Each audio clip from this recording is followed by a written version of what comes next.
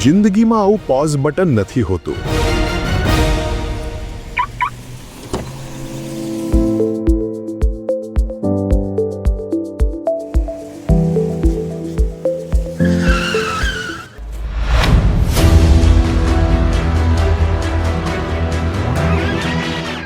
વાસ્તવિક જીવન આમ રિવાઇન્ડ નહીં થાય.